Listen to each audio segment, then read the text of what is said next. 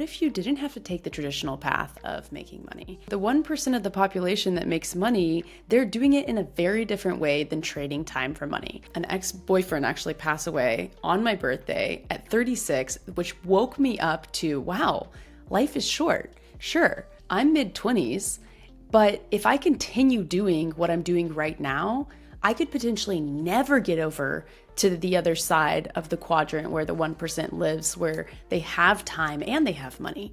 Hello, and welcome back to the Creative Wealth Building series, where I am interviewing creative entrepreneurs who have taken a non-traditional path to their lives and built money-making businesses that align with their passions and their values. In today's episode, I am interviewing YouTuber and human design expert Amanda Horvath. In this episode, we are pulling back the curtain to see how Amanda went from working 50 hours a week, trading her time for money, to now earning over 6 figures in passive income via her YouTube channel. You're going to hear the inspiring story of how Amanda chose to walk away from the security of her job to now build this YouTube channel that has over 65,000 subscribers. We're diving into her financials as well as the pivots that she has made along the way to monetize her channel, working less than 20 hours a week. So without further ado, let's dive in. Amanda Horvath, welcome to the podcast. Woo, so excited to be here. Yes, I am so excited to have you because the world is curious. We want to know how you went from having a business as a videographer, trading your time for money, to now having a YouTube channel that makes you 6 figures in passive income. We want to know the transition on how you actually made this happen for you in your life. So can you just tell me about how you made the decision, number one, to give up this videographer business? Because you were making good money doing that, right? I was. I had made over 200,000 in that business. Yeah. So how did you make the decision? Because that's a big income to give up in order to go do something like, oh, I'm going to build a YouTube channel. So it started with lifestyle design. I read 4-Hour Work Week, which planted the seed of what if you didn't have to take the traditional path of making money? And then also read books like Robert Kiyosaki's Cash Flow Quadrant and learned, okay, so the 1% of the population that makes money that also has time in their life, they're doing it in a very different way than trading time for money.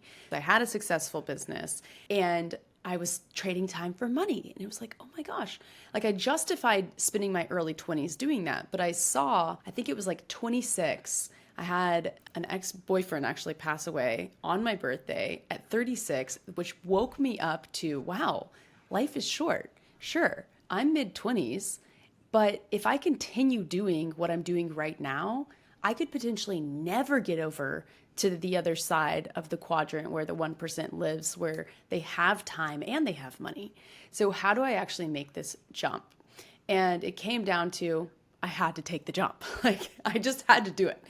And I knew that if I continued trading time for money, I would have a very limited amount of time to be able to spend on building this new type of business. So once I made this choice, I was like, I'm going to do this. I set an end date that I would not take clients beyond that date. And that was definitely a scary decision. And it continued to be a scary decision until I saw what I was working on pay off.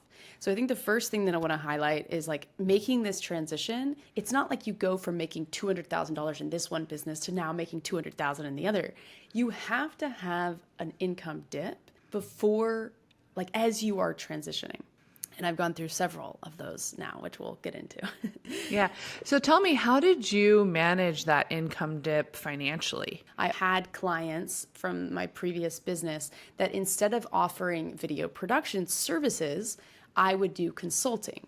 And I didn't get that many consulting clients, but it was enough to like feel like, okay, that was a big chunk of money that just came in, right? Oh, I just got however much for this 3-hour session. Like that was great. But I started noticing, okay, Amanda, you're still trading time for money and you're still having to spend time marketing this one product. So instead of spending time marketing, I thought, okay, you know what? Maybe what I could do is get one client that's paying a higher amount of money so I'm not marketing myself and I could just spend basic, like a little bit of time on delivering this service for this person and the rest of the time on my thing. I ended up getting a client that was going to pay me $5K a month, which is what I aim to pay myself every month in the business in general. Pay $5K a month for 2 months of helping him launch his YouTube channel, which was in alignment with the kind of course that I wanted to create. And so I basically was paid to do R&D, research and development, to develop this course. That client never paid me. I made the mistake of not collecting money up front. And so in some ways it was like, cool, well, that just happened, but it made me make the leap, even though I didn't get the income. So don't make that mistake just because you're so excited to have landed someone. It was a whole thing. So this is a good thing to talk about because I think a lot of people can think that going from, like you said, like a corporate job to an entrepreneur, you're going to make money quickly, the business is going to pick up quickly, which would be amazing if that happened. We're not opposed to that happening, but it's often not the case. I think when you really look at entrepreneurs in their first year or two to really getting into business, you want to expect that you have a baby business that's making small amounts of money and you don't want to put a lot of pressure on it. So the way you really made this transition was, all right, I'm going to take on one client. They're going to pay me a fixed amount of money, which is going to give me more time to put towards my YouTube channel. So tell me about starting your YouTube channel. How long did it take you to go from 0 followers to actually starting to make some money on YouTube? The YouTube channel actually happened while I was still running my video production business. I knew that I wanted to start building an audience before I made this leap. So just to kind of back up for a quick second, what I ended up doing really became the motto for my YouTube channel, because your mess is your message. That's what I always say. The mess that I was dealing with was like, okay, I spend all this time creating everyone else's content. I don't have time to spend or money to spend on me creating my own content. So how do I create videos without breaking the bank or taking up tons of my time? So really that was what my YouTube channel is about, while I was still very much trying to figure out how to do this myself. So I created a very simple, sustainable approach for creating content. I would film once per month, 4 videos per month, and outsource the editing. I would say I would outsource 80% of the editing and do the final 20% tweaking, paid like $7 an hour for an outsourcer. So it wasn't amazing. That's why I would go in and kind of like have a little bit more hands-on in the post-production process. It wasn't 100% hands-off. And I did that for 2 years I did it only for about a year before passing off my entire business to my subcontractor. I felt like, okay, I had, I think, less than 1,000 subscribers when I made this leap. So it wasn't like my channel was huge yet.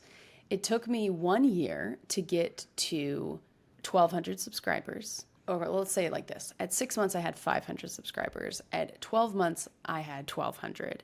At 18 months, because I would count it every 6 months, I had 2,200. So that from 1 year to 6 months, it was like an extra leap when I had stepped out to kind of start moving this along. And then when I launched my first online course, I had 4,400 subscribers, I started my channel in June 2018, and that was in January of 2020 that I launched my course. So 2018, I started the YouTube channel. 2019, I passed off all my subcontractors to start spending time building my course for the rest of 2019, while also getting these clients, like get one client, have them pay me more. I also did a group program, which we can talk about. And then 2020, this year, it was like, I am 100% making money online, which was a great year to choose to do that, because obviously no need to explain what happened in 2020. Right. So at 4,400 subscribers, you decide to build this online course. And had you made money on YouTube previously, or was this like you got to 4,400 and then had your first launch and that's when you first started to make money on YouTube? Yeah, so I hadn't sold anything, really. It had increased the leads coming into my business from a local business standpoint of doing video production for people. I say within 8 weeks, I got my first speaking gig. Within 6 months, I was shaking the hands of other industry professionals. And within a year, I forget what the milestone was that I set at that point in time, I think that there is a benefit to give, and then ask. And I Yes. had given so much and I had really built rapport with my audience. And so when I launched my offering, and mind you, I didn't just willy nilly launch this thing, I paid for an online course quite a bit of money to learn how to launch a webinar or have a webinar that launches an online course and a very strategic email marketing campaign on the back side of it in order to make it successful. So I think that's another thing that a lot of people mess up is like, well, I don't have money to invest in a course. Well, no, you're an idiot if you don't, truly. Like, It's true. yeah, like if you're You're going going to to do spend a lot. something, Yeah. don't learn via trial and error if you don't have very long of a runway. Like, spend the money, it's worth the money. So tell me about this first launch. So you buy this course, you get ready, you launch, and how did it go? It went really well. It was, and I even have the numbers that I can pull up if you want me to. But I think I had 1,200 people on my email list at the time. So 4,400 subscribers, 1,200 people on my email list or something like that. I had been emailing that list every single month or every single week when I launched a YouTube video. So I had that relationship built with them, hadn't asked anything. I announced this webinar. I think maybe 300 people signed up for the webinar and I did 4. So those 300 people spread out across 4, possibly 500. It was a very high conversion rate because I hadn't asked anything and it was a very warm audience that wanted a solution. And I very much pitched this as a bingeable course that you can watch in a weekend to solve your video problem. So it was positioned well in the market. And yeah, I think I made $17,000 on the first launch. Which is a really, really great first launch for an online course. So you launched this course on YouTube, but now your YouTube followers are somewhere above like 60, 70,000. So can you walk us through 4,400 subscribers, first course launch, to now being in a very different place? And one of the things is your course business now is only one stream of income that you make off of your YouTube. And this is what I really want to talk about and go in depth with you today is all the ways that you are making money passively on YouTube, because now you work how many hours a week? Would you say? Like 20 or under. 20 or under.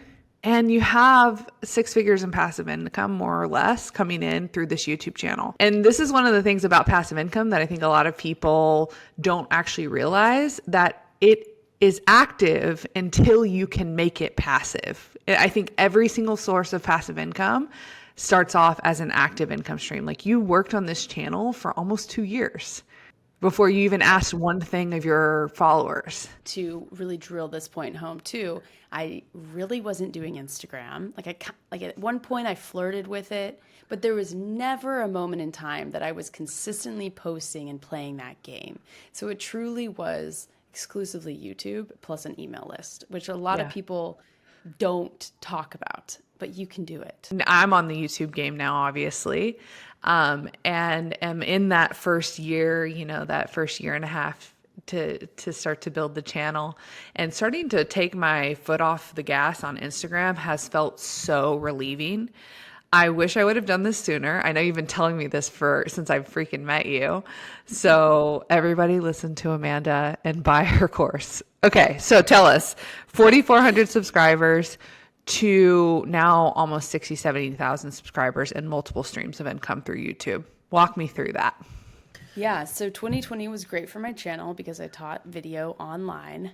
And obviously, what did people need to do at 2020? Oh shoot, I have an in-person business that just fell apart. I need to go online and I need to start building this online presence. So I was fortunate in, once again, the positioning of it. So I think in general, if you're someone that feels, and this is like another thing that I talk about a lot, is basically following your intuition and following your gut response and following like not what you should be doing, but this like innate knowing that you have in your body.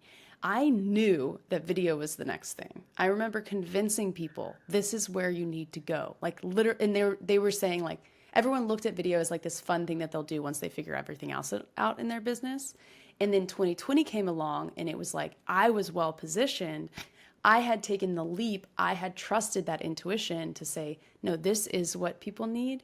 And then when people came around to it, I was there, right? So I really benefited. I think I ended up that year at like 22,000. So I went from 4,400 to 22,000 just within 2020 from a subscriber standpoint.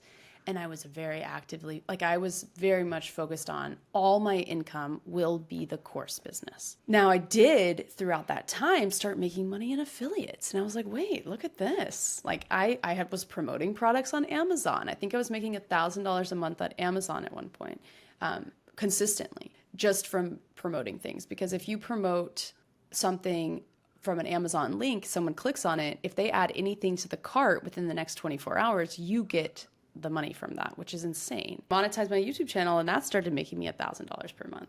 And it was a slow growth. Like it started at 300. And Can you tell us what it means to monetize your YouTube channel? 4,000 hours of watch time and 1,000 subscribers. So it takes some time to build up. And the reason they do that is because before that you're making pennies, and it's inconvenient for them to have to pay you pennies. And so they just wait until it's going to be like significant income for you to monetize. And then really all you do is turn it on and Google sends you they used to send you a check. Now it's just a deposit in your bank account. So every year, every month, like here's how much I'm making. And it's been consistently $1,000 until recently when I began to kind of change some things on my YouTube channel, which is another pivot when you have to expect revenue to drop again. So you added affiliate income, which is where you were just selling Amazon products, and then you decided to monetize your channel. And you also had the course that was still available. I also started doing human design readings, which is this other hobby that kind of started as a side hustle. And I decided to co-host a mastermind group with my human design teacher and launch it to my audience. That made me about 15,000. I also began doing one-off coaching sessions. So in every single YouTube video, hey, want to book a session with me? They could book 1 hour. They didn't have to book again. Like it was just a one-off touch base with me. That made me 23,000. The course pulled in 40,000 compared to 100,000 the year before, because there were some payments coming in from the year before still for the first 6 months of the year. And then I eventually got it on evergreen, meaning it was selling all the time. But it wasn't as significant of a revenue stream because I got way more passive with it. But still, that was truly $40,000 passive income. Yeah. So you literally just had to make your weekly content on YouTube, keep that up. And people would find you, watch a webinar, and then go through an email series and buy the program while you are staying at home with Mav. And then I also made $30,000 just in affiliate revenue, which was what made me realize, wow, I made $30,000 in affiliate revenue, 100% passive income from people clicking links, and then 40,000 in my online course. So maybe I should be considering like maybe looking extra hard at this affiliate thing. And when it came to the affiliate products, how did you choose what it was that you were going to sell? Yeah. Or promote? They have to be aligned with your brand. So to give you kind of an example. So mine is obvious because it was video. So I would promote microphones. I would promote software, editing software. I would promote different stock footage websites or music or anything like that. I was recently, my husband, we originally met because he was interested in video. He still has never started his YouTube channel, but every once in a while he's like, I've been thinking about it. And just last night he is in the consumer packaged goods and is all about health and promoting products. And he goes, yeah, the other day I sent someone this product that I used and they ended up buying it. And so I Googled product plus affiliate name, and then I realized they had an affiliate product and I could have made money from that sale. And so I'm like, yeah, exactly. Like that's all it is you search the product that you like plus affiliate program and you sign up and become an affiliate. Then when you have an online presence on top of that, every YouTube video, you link it in the description, it becomes super passive. Yeah. Wow. So that's pretty incredible. So that's 3 income streams off of maybe 4. Are we at 3 or 4 income streams? Yeah, it was human design, coaching, online products, which was my course, affiliate, and ad revenue. The only active of those was coaching, which was 23,000, and that year was 117,000 revenue total. So really looking at that, coaching was probably one of the more active income streams. Everything else started to get pretty passive. And really the main work that you're doing is releasing one YouTube video every week. Yep. Which I was filming once per month and outsourcing the editing, right? So it was like each week I was Wow. giving notes on edits, but I wasn't shooting videos. Like Instagram, you're required to shoot every single week, right? This was even more passive in terms of that as well, right? So something to consider. So now you're going through a bit of a transition on your channel and a transition in your life. And I want to talk about that because I think this is a quite normal path that entrepreneurs go through in their business around years 3 to 5. And there can be a lot of financial implications of this. And so I want to talk with you about how you're starting to change your business and how it's impacted you financially. So becoming a mom is one of the biggest transitions you could ever go through in life. And then in addition to that, throw your Saturn return on top of that, which is this period from 28 to 32, which if you're older than that, think back to that stage in your life and think about the craziness that occurred during that time. It is a time when essentially your life gets shook and anything that isn't meant to be there falls away. So those two combinations, in addition to finding out about this system called human design, which essentially pushes you to lean fully into following your intuition or following your gut response or your emotional system or whatever it is. Everyone has a unique way of going about making decisions, and this system breaks it down. All 3 of those created this tornado in my life that was like, no more, like nothing that is misaligned with my energy or anything that is misaligned with my energy has to go. And so I have now gone through this transition. I'm coming out. I have an 18-month-old and in many ways have let go of anything that feels heavy, including I really haven't promoted my online course at all since it went evergreen.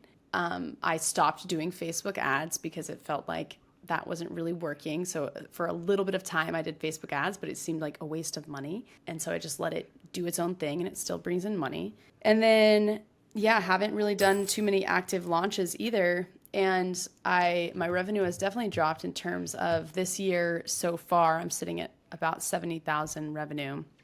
40,000 profit, which in previous years, it's been $85,000 profit or something like that. It's been an interesting transition, and at the same time, I'm all about it.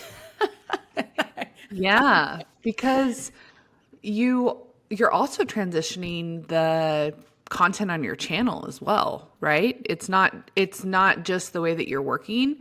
Like I actually really like the fact that you said that your YouTube brand, your YouTube channel is driven by your message, and your message normally comes from your mess. Like your mess is your message. And for a while, what you were really trying to figure out was, how do I build and grow a YouTube channel? And you've kind of figured that out. And now you're starting to move into a different part of yourself, and you're starting to create content that honors that.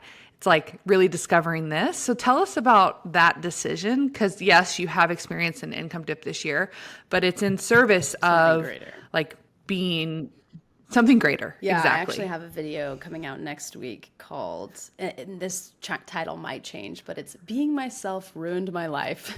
Such a clickbait title. So good. But the idea is like, what I started doing was, no matter what, I said, like, is this truly me? And good is the enemy of great. And yeah, I've been making good money. And yeah, I have this course business. And a part of me is like, what if I could literally just don't even need to create an offer, and I just create videos? And that's exclusively how I make money. Because right now there's still some other things that I'm navigating. And I'm not 100% sold on it, but I'm just watching things unfold moment by moment, day by day. I no longer initiate anything in my business because according to human design, that's that's how I should go about this experiment of life and see that would get me in alignment with my purpose. I operate 100% off invitations. I feel into my intuition of whether those invitations are aligned or not. And I look at the amount of energy that it takes to execute on whatever those invitations are that are coming in and make a decision from there. So I'm really prioritizing motherhood. And my channel is beginning to educate others on how to do this for themselves so that they can get on their unique path, because my path, what I just described, looks different than Whitney's path and how she's going to approach this, right? And looks different from my spouse's path or whoever else, right? So now my channel is really kind of taking on more of that feminine essence rather than the masculine tech business kind of approach. Well, also that is still there. It's like the feminine approach to business. Yes. So how has that impacted your personal finances? Because you have taken a dip in income. How have you made it work for yourself personally with your money with this dip in income? So when I was about 6 months postpartum, I did 3 months entirely, no work, didn't even think about it. In the fourth, and I had batch recorded all of my YouTube videos so that my videos would continue, my business could continue running in the background, bringing in affiliate revenue, bringing in ad revenue. Nothing changed necessarily except for me not actively creating videos or showing up on coaching calls. So at the 6 months postpartum, I was feeling very overwhelmed. I even have a video that I still haven't released where I'm crying on camera, motherhood and business, it's so hard. How do you manage this? And I was like, you know what? How I need to manage this is I just need to make an offer and land long-term coaching clients. Previous to this point, I had no ongoing one-to-one clients. I would do one-to-one sessions, but I didn't have people that I would consistently meet with. And I decided, you know what? Why not do this? So I made one video, and this is the benefit of having an online presence or a YouTube channel. I was like, hey, here's an idea. I want to work with people that I'm their ICA, AKA I can learn what you have to share with the world and tell you this is valuable and this is not valuable. And I'm going to do it through the lens of your human design. And so I basically said who my ideal client was, and I said, book a call with me. Well, within 4 hours, I had to change it from book a call with me to fill out this form because I had already 30 calls booked or something like that. And it totally overwhelmed me going through those sales calls. But I chose 5 people. That was the max that I wanted. And I worked with them for the next 6 months. And one of them I'm still working with. My goal was not to have ongoing clients, but to get them up and running, launch, and then step away. So that really helps me have that consistent revenue on a monthly basis with still relatively minimum commitment. It was five people at 4 hours a month plus Voxer access. So, technically only 20 hours a month of active time with them. But that does take up bandwidth for all you coaches that are out there. You know how that works. You lay in bed thinking about your clients, how to get them results. So you just put out one video and then you were able to generate revenue. And this is another benefit of having that online presence. Like you said, one video. And then how much did that one video make you? Roughly 37 and a half. Yeah, that's really exciting. One video, 37 grand right there.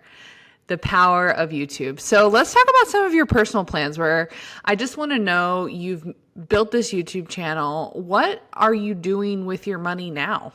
The money that you're making from your business personally. My husband and I are coaching with Whitney because she's freaking amazing and you guys should totally work with her.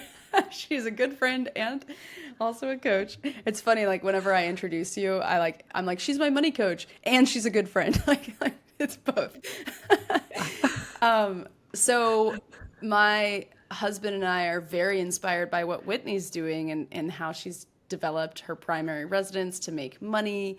And, she's created basically $8,000 passive income just off of that every single month, which is incredible. And we're really looking to invest in property and be able to build a similar lifestyle in addition to this other entrepreneurial venture. And I love it because my husband just recently admitted as well, We both really love being at home and having flexible schedules. Like even he is now realizing, oh, maybe I don't want to get back to like crazy hustle entrepreneurship, working for capital venture, like having venture capitalists invest in his business, but do it more in a bootstrapped way and create more of that lifestyle thing. And we want to have more kids too. And so we're planning second baby timelines. And so with the money that we're making, we're really aiming to essentially move where Whitney has already developed. And now she's moving to where I have developed this business and kind of build the two on top of each other. So that's really the goal. Yes. I interviewed someone recently and she said this so beautifully. She said, the goal of my life is not to have a successful business. The goal of my life is to have a stress-free life that I enjoy living the way that I want to live. And I loved hearing her say that because I do think that once you really ground into that and settle into that, you start making decisions a little bit differently. Like you intentionally deciding, hey, I'm going to work 20 hours a week. I'm going to be a mom. Me and my husband, we're looking for land to build passive income on our land. These things are all possible. This life design that you talked about is all possible. But first you have to be willing to see that I can get off the grind, the hustle, and I could actually build. It does take work to get there though. Like, let's be real. Building this YouTube channel, building my portfolio of properties and my business, it's taken work to get here. But on the other side is where you can start to experience that freedom, that passive income, and that more time. Let's wrap up this podcast with you giving our listeners a piece of advice. Someone that's thinking, hey, I want to be where Amanda is. I want to have this YouTube channel with 60,000, 70,000 followers. I want to be able to make one video and make $38,000. What would you tell them? I'm going to piggyback on what you said. I would say that it's so easy to look at where I'm at right now and think, I want that. But if you're currently in a tech job and you're making $150,000, which a lot of my friends do, and you're not running your own business and you have healthcare and you have these kind of creature comforts to a degree, reliable income, and you look at mine and think, oh, I want that, you have to be willing to give up the security in order to get there, which is scary. Like, I live on risk and I value my freedom more than security in a way. And of course I value security, right? I'm making smart decisions, but I'm also doing it in a way that is still risky. And so you have to be willing to risk it in order to make it happen. And Yes. I don't want to say you have to be willing to work hard, but you have to be committed, because consistent effort over a period of time, even when you're valuing lifestyle, like I actually think one of the best things that you can do is to say, if I only want to work 3 days per week, why don't I start working 3 days per week now? Because then I have to make decisions that allow me to do that. And one of the best ways to do that is to have a baby, right? Yes, you just don't have the option, which I just happen to do. Yeah. But yeah, I think those two things is like, can you start living the lifestyle that you want right now and take that risk in order to get to where I am right now, and then see the upside from there. Short-term loss for long-term gain. Yes. All right, Amanda, where can people find you if they're inspired by your work and want to see more of you? Head to youtube.com and go to Amanda Horvath's channel and subscribe. And then also on any of the videos, when you click on the description, you'll see a ton of different options for how to get into my world in terms of my email list. There's really two main opt-ins: the quick start guide to human design. So if you're interested in how to live in alignment with your energy and not have to be the hustle culture, then I would highly recommend that one. Or the quick start guide to video. If you want to get up and running with starting your YouTube channel, watch that. Both are 3-part video series, 15 minutes bingeable content. Or there's also my webinar, which is, no joke, took me over 100 hours to put together. It's really, really good for someone that wants to get on the fast track to having a successful online business. I talk about the whole journey. That's called 4 Steps to Master Video and Make Money Online. You can also watch that. That'll get you on my email list, and then stay on it. Let's be friends. Hit reply. Awesome. Let's be friends. Y'all go check out Amanda's work. I promise you, it's changed my life. It'll definitely help you on your path to passive income, especially online. Thank you so much for listening today. If you like this episode, please make sure to leave me a comment below. If you're listening on the podcast, also leave me a review. I love hearing your reviews. I hope everyone has a great week, and I will see you in the next episode.